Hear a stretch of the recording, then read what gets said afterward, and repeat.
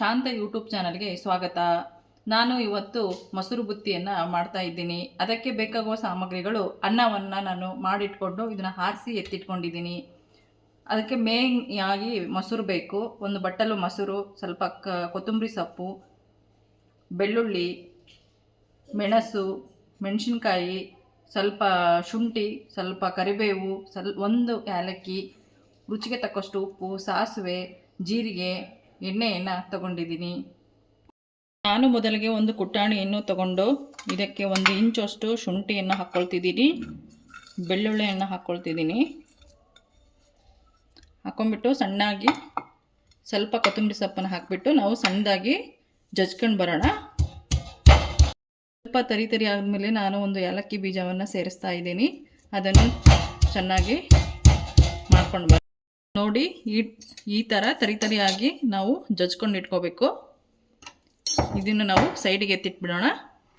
Gas stove on ಮಾಡ್ತಾ ಇದ್ದೀನಿ. ಅದಕ್ಕೆ ಸ್ವಲ್ಪ ಎಣ್ಣೆಯನ್ನು ಹಾಕ್ತಾ ಇದ್ದೀನಿ.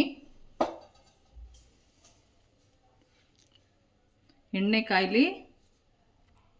ಒಂದು ಬೌಲ್ ತಗೊಂಡಿದ್ದೀನಿ. ಇದಕ್ಕೆ ನಾನು ಅನ್ನವನ್ನು ಹಾಕ್ತಾ ಇದ್ದೀನಿ.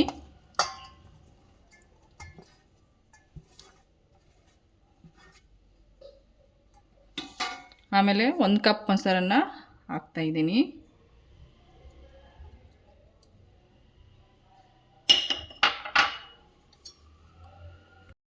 ಈಗ ಎಣ್ಣೆ ಕಾದಿದೆ. ನಾನು ಸ್ವಲ್ಪ ಸಾಸಿವೆ, ಜೀರಿಗೆ, ಮೆಣಸು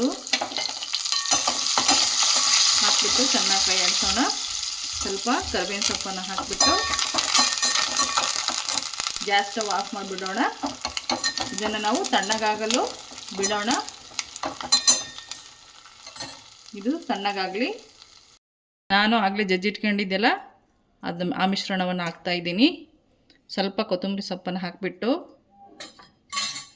ರುಚಿಗೆ ತಕ್ಕಷ್ಟು ಉಪ್ಪನ್ನು ಹಾಕಿಬಿಟ್ಟು ನಾನೀಗ ಚೆನ್ನಾಗಿ ನಾದ್ಕೊಂಡು ಬರ್ತಾಯಿದ್ದೀನಿ. ಕೈಯಿಂದನೇ ನಾದಬೇಕು ಚೆನ್ನಾಗಿ.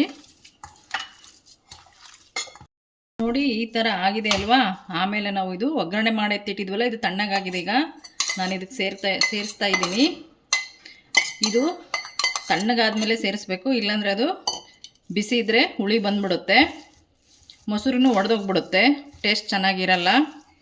ಮೊಸರು ಬತ್ತಿ ತಿನ್ನಲು ತುಂಬ ಟೇಸ್ಟಿಯಾಗಿರುತ್ತೆ. ಇದು ದಿಢೀರನೇ ಮಾಡ್ಕೊಳ್ಬೋದು. ಅನ್ನವನ್ನು ತಿಂದು ತಿಂದು ಬೇಜಾರಾದ ಸಮಯದಲ್ಲಿ ನಾವು ಮೊಸರು ಬತ್ತಿಯನ್ನು ಮಾಡ್ಕೊಂಡು ತಿಂದರೆ ತುಂಬ ಟೇಸ್ಟಿಯಾಗಿರುತ್ತೆ. ಈಗ ನಾನು ಉಂಡೆಯನ್ನಾಗಿ ಮಾಡಿಬಿಟ್ಟು ಕಟ್ತಾ ಇದ್ದೀನಿ.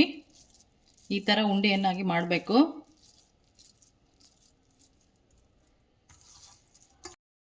ಈಗ ಮೊಸರು ಬುತ್ತಿ ತಿನ್ನಲು ರೆಡಿಯಾಗಿದೆ ನೋಡಿ.